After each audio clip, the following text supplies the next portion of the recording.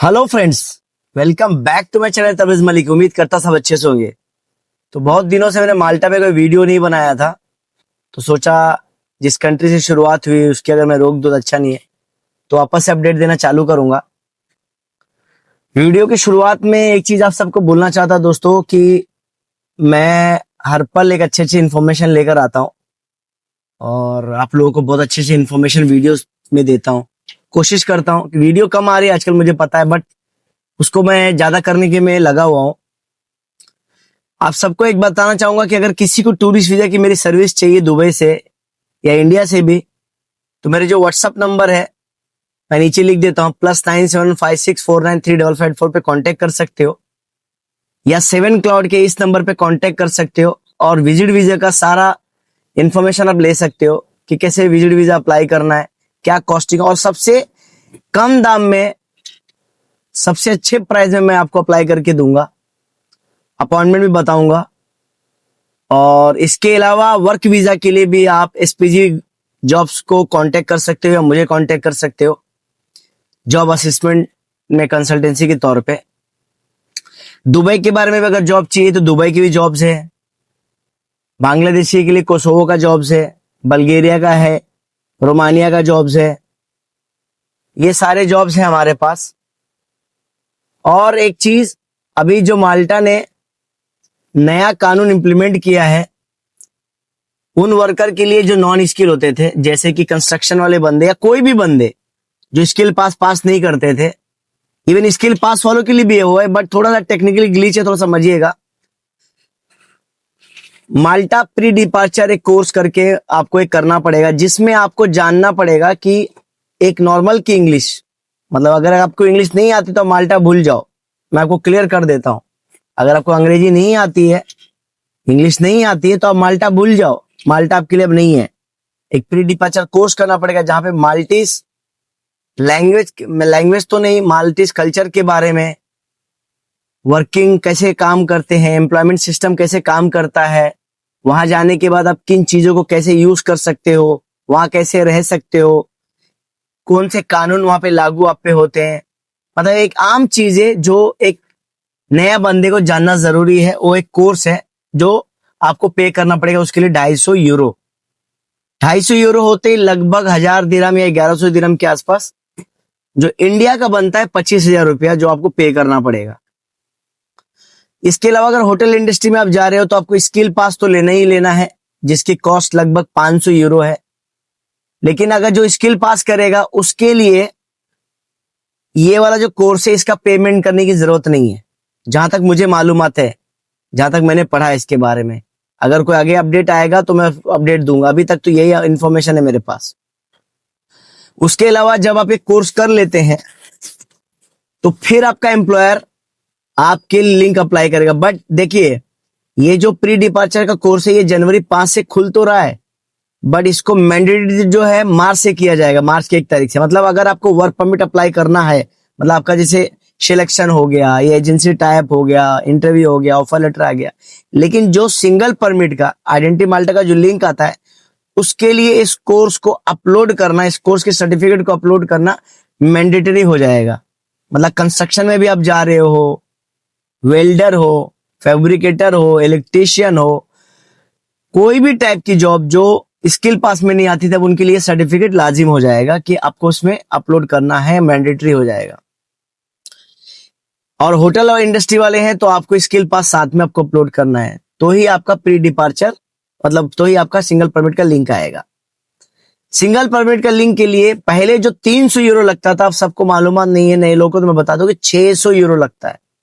मतलब अगर आप नॉन स्किल बंदे हो तो आपको सर्टिफिकेट का 250 यूरो प्लस 600 यूरो, 600 यूरो का आप समझ लो लगभग कुछ मेरे हिसाब से 60-70 हजार रुपया आपको पे करना पड़ेगा। अब ये जो 250 यूरो था और ये 600 यूरो था, ये तो आपका गया, ये आपका कभी वापस नहीं आया, क्योंकि गवर्नमेंट के जेब में जाएगा। और अगर स्किल पास वाले हो तो आपका 500 यूरो प्लस 600 यूरो, 1100 यूरो, लगभग ये 1,10,000 के आसपास, 1,20,000 के आसपास गया आपका, क्योंकि 105 का रेट चल रहा है, तो 1,20,25,000 मान के चलो। मतलब इंडिया से अगर जैसे पे करते हो या यूएई से पे करते हो, गल्फ से पे करते हो, तो फॉरेन करेंसी का जो फ्लक्चुएशन रेट होता है, जो एक्सचेंज रेट होता है, वो आपका नुकसान होगा, प्लस टैक्स, वैट, जीएसटी सब जो भी आपका लगता है, ये आपका गया। अब आपका जब वर्क परमिट आ जाता है, जो कि 120 दिन के अंदर आना चाहिए, कभी कभी टाइम लगता है, कभी जल्दी भी आ जाता है, उसके बाद आपको बुक करना होता है आपका अपॉइंटमेंट, जिसके लिए आपको 250 यूरो पे करना होता है, फिर से 25,000 आपका जाता है। उसके अलावा जो माल्टा की डॉक्यूमेंट्स है, अगर आपको एम्प्लॉयर अटेस्टेड करके देता, सब कर देता, तो कुछ खर्चा नहीं आएगा, अगर नहीं करके देता तो 100-200 यूरो खर्चा अलग से। उसके अलावा आपको होटल की बुकिंग या एकोमोडेशन का कंफर्मेशन आपको लेना जरूरी है, जिसके लगभग 200-300 यूरो चला जाता है। 300 यूरो 30,000 35,000 मान के चलो, भी आपका गया। फिर उसके बाद आपको इंश्योरेंस लेना होता है, 1 साल का इंश्योरेंस यूई से लगाते हैं लोग, मैं तो वही बोलता हूँ, आज तक मैंने वही लगाया और मेरा रेशियो बहुत अच्छा रहा है। ये हो गया है। ये लगाने के बाद आपको एक डमी टिकट लगाना होता है, ऑनलाइन लाइव दिखना चाहिए थोड़े दिन तक। उसके अलावा जब वीएफएस जाते हो पूरे डॉक्यूमेंट लेके, तो आपको 150 यूरो और देने पड़ते हैं, जो भी लगभग 15 से 18,000 रुपया होता है, 16 से 17,000 रुपया सॉरी होता है, फ्लक्चुएशन रेट पे 18,000 मान के चलो। तो मतलब अगर नॉन स्किल बंदे थे तो 250 यूरो, 600 यूरो, फिर 250 यूरो। 250 तो आपका कोर्स का हो गया, जो इंग्लिश का कोर्स का छोटा मोटा करना है, उसका 600 यूरो लिंक पे पेमेंट गया, 250 यूरो अपॉइंटमेंट का गया, 150 वीएफएस का गया, 300 रुपया होटल का चला गया, 100 रुपया दिरहम में, मतलब ये सब मिला के अच्छे खासे लिस्ट डाल देता हूं, इतना आपका अगर वीजा नहीं लगता तो ये आपका नुकसान हो जाएगा, याद रखना। इसके अलावा आप अगर किसी भी एजेंसी से काम करते हो, डायरेक्ट एजेंसी से भी बात कर रहा हूं मैं, एक बड़ी बड़ी ब्रांड की एजेंसी से भी अगर डायरेक्ट करते हो, तो भी उनका एक एडमिन चार्ज होता है, किसी का 400 होता है, किसी का 500 होता है, किसी का 1000 होता है। और अगर थर्ड पार्टी से काम करते हो, मतलब आपको डायरेक्ट जॉब नहीं लग रहा है, डायरेक्ट एजेंसी से नहीं लग रहा है, तो समझो आपने जितना भी डील किया हो, आपका फर्स्ट पेमेंट आपका नॉन रिफंडेबल हो जाता है, क्योंकि सामने वाला बंदा आपके लिए, उसने अपना टाइम दिया, अपने ऑफिस के स्टाफ का पेमेंट किया, टैक्सेस भरा, ट्रेवल किया, आपका अरेंजमेंट किया, तो वो आपका फर्स्ट पेमेंट आपको कभी नहीं देगा। इसलिए कभी भी कोई भी डील करते समय हमेशा कंफर्म कर लेना कि कौन सा पेमेंट मुझे वापस नहीं मिलेगा, और जब तक सेटिस्फाई नहीं हो काम मत करना कभी भी। लेकिन होता ये है कि आप सेटिस्फाई होने के बाद भी, काम करने के बाद भी, सब एग्री हो जाते हो, पेपर साइन करवा लेते हो, कर लेते हो, सब हो जाता है, फिर भी जब रिफ्यूजल आता है तो आप उनको ही ब्लेम करते हो कि नहीं ऐसी बात नहीं हुई थी, ये बात नहीं हुई थी, हमको तो अंग्रेजी नहीं पढ़ने आता है, हमको तो समझ में नहीं आता कंटेंट। एक सिंपल सा कॉन्ट्रैक्ट होता है जिसमें आपको सवाल पूछना होता है कि भाई यहाँ ऐसा कोई क्लाउज है जो रिफंडेबल नॉन रिफंडेबल लिखा हो, आप पूछ लो, आपको सामने वाले को बताना पड़ेगा। ये होने के बाद अगर आपका वीजा लग जाता है, तो वीजा लगने के बाद जो कोर्स और जो खर्चा आता है बता देता, जो वीजा के पहले तो गया, जैसे आपका वीजा नहीं लगा अब तो गया। अब अगर वीजा लग जाएगा तो अब क्या खर्चा आएगा, वीजा लग गया तो आपका खर्चा अब आएगा टिकट का। टिकट कितने का भाई, तो डिपेंड करता सीजन टू सीजन। बहुत सारे लोग एमिरेट्स से ट्रेवल करते हैं तो काफी महंगा होता है, क्योंकि अगर जो बांग्लादेश से ट्रेवल करना चाहते हैं, नेपाल से डायरेक्ट ट्रेवल करना, उनको एमिरेट्स लेना पड़ता है 90%, क्योंकि बहुत, या कतर लेना पड़ता है क्योंकि कतर भी चालू कर दिया है, या तुर्की से आप यूज कर सकते हो। ऐसी कोई भी कंट्री जो आपको सेंजन डायरेक्ट ड्रॉप ना करे माल्टा के अलावा, वरना आपको डिपोर्ट कर सकते हैं वो लोग, या आपको चढ़ने नहीं देंगे, आपको बोर्डिंग नहीं करने देंगे। तो इसलिए एमिरेट्स, कतर या इस टाइप की आपको करना चाहिए। उसके बाद पहुंचने के पहले आपको एकोमोडेशन की तैयारी करनी पड़ती है, जो कि लगभग 500-600 यूरो खर्चा होती है। ये हो गया, टिकट हो गया।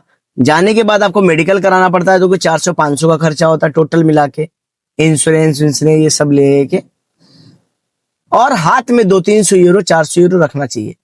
तो ये काफी अच्छा खासा रकम होता है एक माल्टा में अगर आपको काम करना है तो, काफी अच्छा खासा रकम होता है। तो अगर माइंडसेट क्लियर है माल्टा जाने के लिए कि हाँ भाई इतना अगर मेरे को नुकसान भी हो गया तो मुझे तकलीफ नहीं होगा, तो ही काम चालू करना, वरना काम मत करना।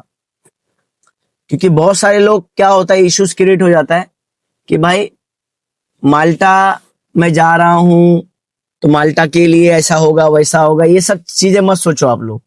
अगर इतना ताकत है कि भाई अगर मेरा वीजा रिफ्यूज होता है, इतना नुकसान होगा तो मैं झेल सकता हूं, तो ही माल्टा का किसी से काम करवाओ, वरना माल्टा का काम मत करवाओ। और भी बहुत सारी कंट्रीज है जो ओपन हुई है, धीरे धीरे हो रही है, तो उसमें आप काम करवा सकते हो। पेमेंट आफ्टर वीजा वाले भी बहुत सारे लोग कर रहे हैं, गवर्नमेंट चार्जेस छोड़ के, क्योंकि गवर्नमेंट चार्जेस तो आपको पे करना पड़ेंगे। तो बाकी इन्फॉर्मेशन के लिए और भी वीडियोस आएंगे। मुझे लगता है आज की वीडियो में बहुत सारी चीजें क्लियर की है।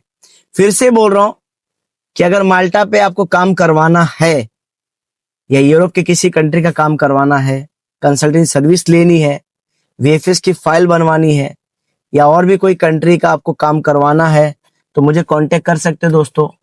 मैं आपको हमेशा एक बात बोलता हूं कि अवेलेबल रहता हूं मैं हर चीज के लिए, ठीक है। कभी भी मेरे व्हाट्सएप नंबर पे आप कांटेक्ट कर सकते हो, visasmalik@gmail.com में ईमेल करके आप कोई भी सवाल पूछ सकते हो, मैं सवाल का जवाब आपको जरूर दूंगा। तो उम्मीद करता हूं कि वीडियो मेरी आपको पसंद आई होगी और वीडियो में काफी आपको इन्फॉर्मेशन मिला होगा। और इसी तरह से दोस्तों मेरे को सपोर्ट कीजिएगा, क्योंकि मैं अक्सर आप लोग के लिए अच्छी वीडियो बनाने की कोशिश करता हूं। और इंस्टाग्राम पे फॉलो कीजिएगा, सब्सक्राइब करिएगा। थैंक यू वेरी मच सबका। तब मेरे दिल से सबको सैल्यूट करता है दोस्तों।